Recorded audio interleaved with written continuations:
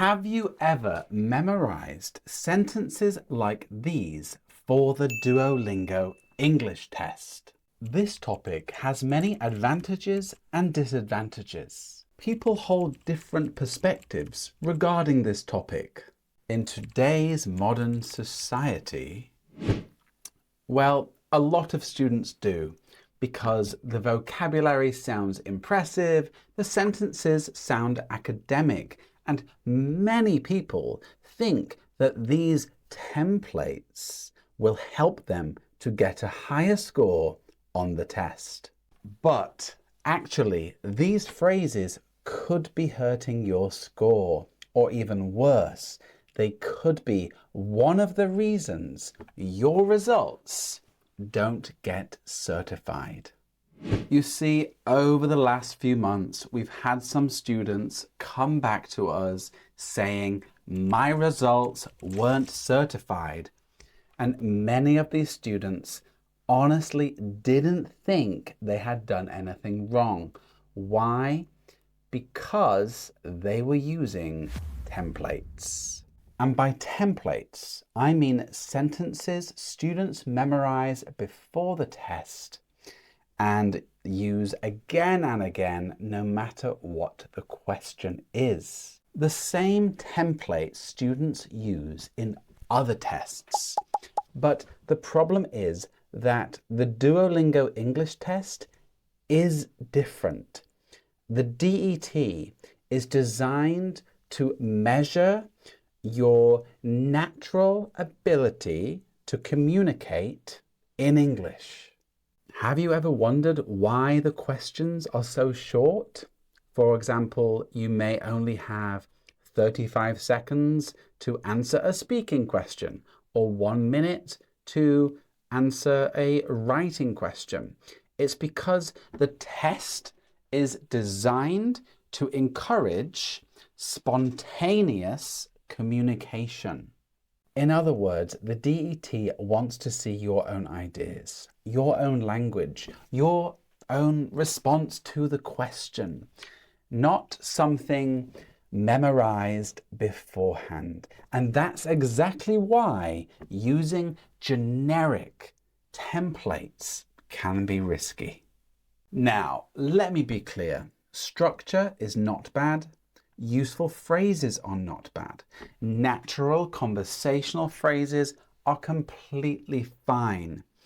The real problem is when students memorize generic sentences and push them into every answer. While I was reading through the official DET scoring guide for teachers, I noticed something interesting. The guide says the system can identify responses that are off topic, so they don't answer the question, contain little meaningful language, like these generic templates, or rely heavily on repetition. So that's when some people keep using the same templates over and over.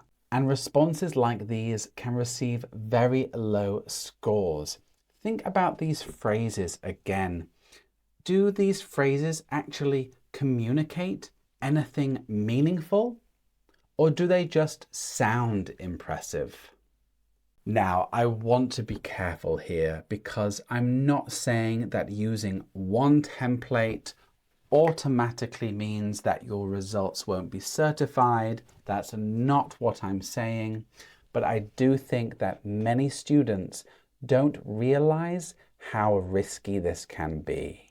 So the problem is that the DET wants to see your English, your ideas, your ability to communicate spontaneously.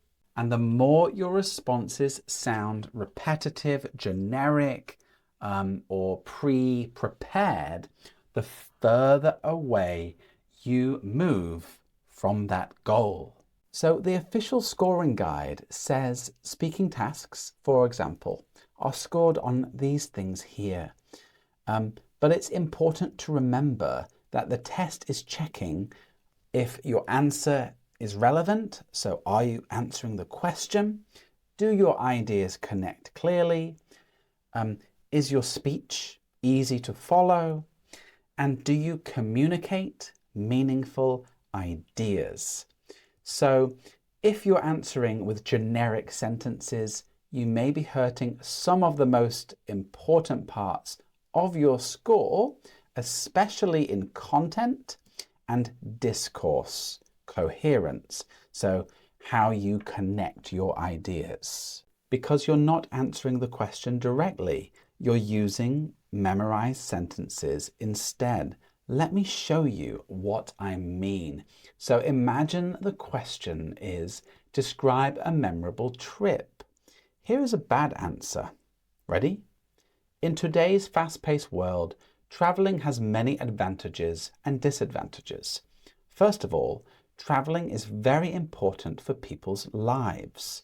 Can you hear the problem? Well, the student here isn't really answering the question directly. They're pushing their template onto the prompt, right? The question. And this can sound unnatural, repetitive if you do it a lot, and sometimes it's even off topic. For example, in this example. Now compare that answer to this. So it's the same question, but listen. One trip I'll never forget was when I visited the Lake District with my friends. What made it memorable was that and you can continue with your sentence. So this student immediately answers the question, okay? It's more natural and it's way more relevant. So all high scoring responses stay on topic, include relevant ideas, right? So their ideas are connected to the question and they're easy to follow and they use language naturally. And that becomes much harder to do when you force the same template into every answer. Now, I want to compare something with you, and that is templates with something I call building blocks. And these are short, flexible phrases that help you continue speaking naturally. So let's look at a template. This topic has many advantages and disadvantages. What information does that actually give us? Almost nothing. You can use this for education, health, any topic you are given on the DET. And that's the problem. It's generic. And let's compare that with this building block. One advantage is, so it doesn't replace your answer. It helps you build your answer. Here's another example. So the template is, people hold different perspectives regarding this topic. And the building block is, some people believe X while others think Y.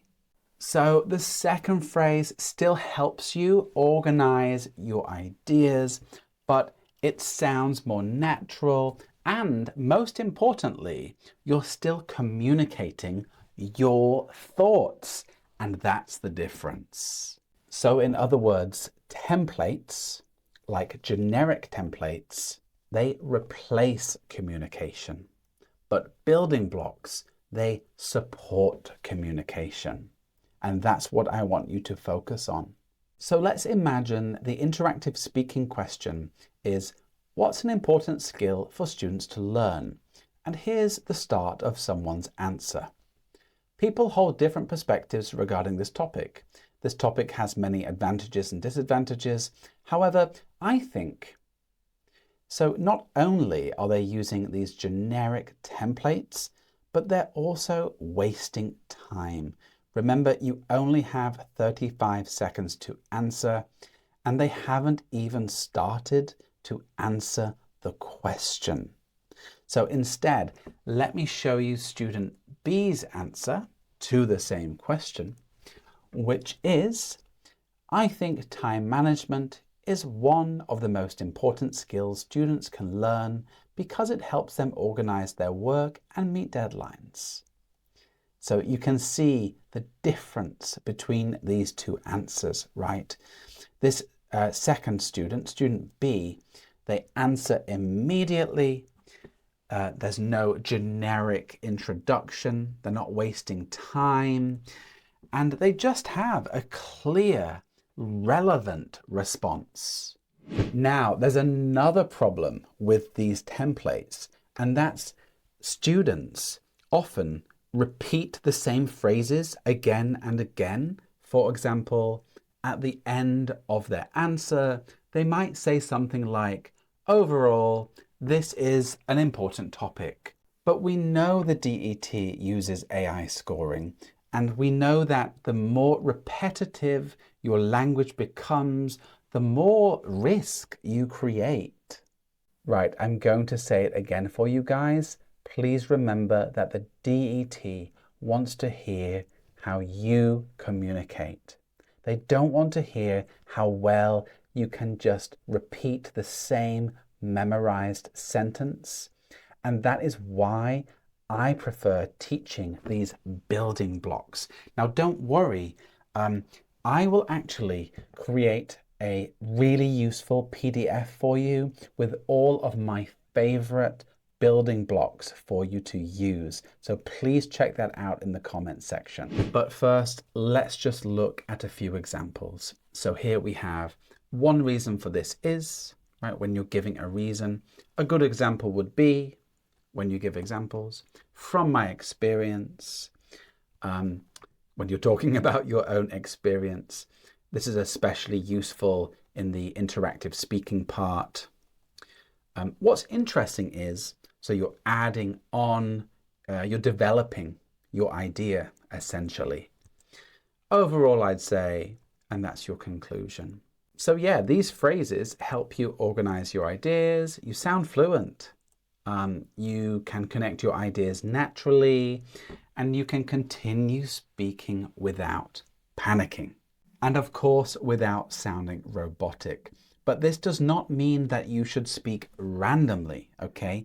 Good answers still need structure. And personally, that's why I teach a very simple system for structure called PEAL.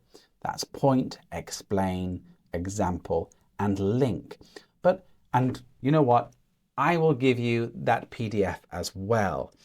But PEAL is still just a thinking tool, okay? It's not a script.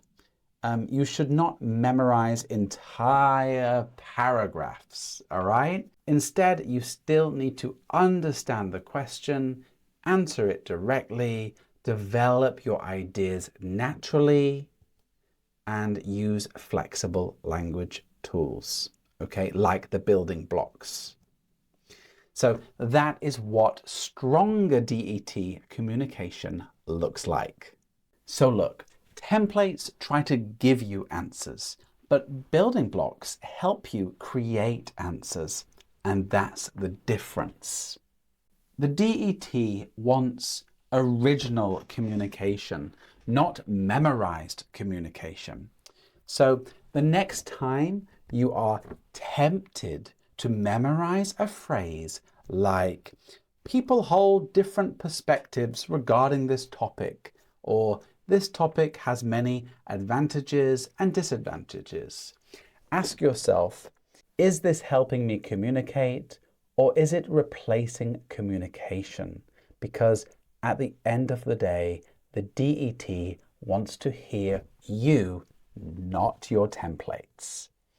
Okay, I hope this was useful for you. Thank you so much for watching, and I'll see you in another video. Bye-bye.